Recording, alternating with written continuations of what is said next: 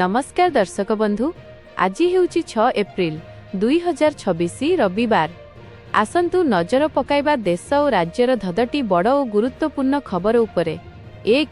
LPG ग्राहकंक पई बड़ नियम, ई-केवाईसी बिना मिलिबनी सिलिंडर।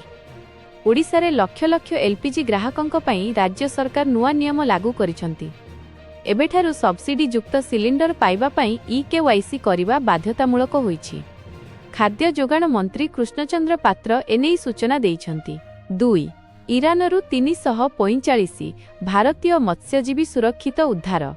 पश्चिम एशियारे युद्ध परिस्थिति मध्यरे इरानरे फसिथिबा 345 जन भारतीय मत्स्यजीवींकु भारत सरकार सफलतार सह उद्धार करिछंती। आर्मेनिया सरकारंक सहयोगरे सेमानंकु एयरलिफ्ट करा जाई चेन्नई अणा जाईछि। 3. राज्यसभा सदस्य भावे शपथ नेले 3 ओडिया नेता।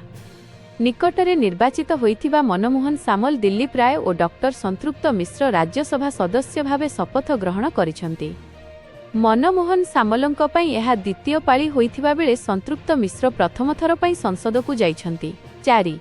23 जिल्ला पई स्वतंत्र विकास परिषद एसडीसी घोषणा। राज्य सरकार 9टी जिल्ला पई स्वतंत्र विकास परिषदर अध्यक्ष और उपाध्यक्षक नाम घोषणा करिछंती। अनुगुल पई वशिष्ठ नायक और बलांगीर पई वल्लभ धरुआंकु गुरुत्वपूर्ण दायित्व मिलिछि। 5. सुना दर रे परिवर्तन, रूपा स्थिर। आज भारतीय बजार रे 24 क्यारेट सुना दर 1,49,130 टंका 10 ग्राम रहिथिबा बेले 22 क्यारेट दर 1,36,700 टंका रहिछि। रूपा मूल्य किलो पिछा प्राय 2,50,000 टंका छुईछि। 6. ओडिशा रे 10 तारिख जाए कालबैशाखी अलर्ट। आसंता 10 तारिख पर्यंत राज्य रे कालबैशाखीर प्रभाव रहिबो। मयूरभंज, केन्दुझर, बालेश्वर और कटक समेत अनेक जिले में बिजुली घड़घड़ी सह वर्षा और पवन हेबार संभावना रहिछि। 7. श्रमिक और छात्रंकु मिलिबो 5 KG gas cylinder. 5 KG gas cylinder को नहीं सरकार स्पष्टीकरण देइछंती। प्रवासी श्रमिक और छात्र छात्री माने परिचय पत्र देखाई सिलिंडर किनि पारिबे। केवल अवैध कलाबजारी उपरे कटकणा लगा जाइछि। 8. पुरी रे निर्माण हेबो श्री बीच। पुरी मंगला नदी मुहाण निकटरे 18-36 कोटी टंका व्यय रे एक भव्य श्री बीच निर्माण कराजिबो। एहा पर्यटकंक पई एक नुआ आकर्षण साजिबो एवं एहार काम 16 मास मध्यरे शेष हेबो। 9. एसडीसी पई नुआ नियुक्ति।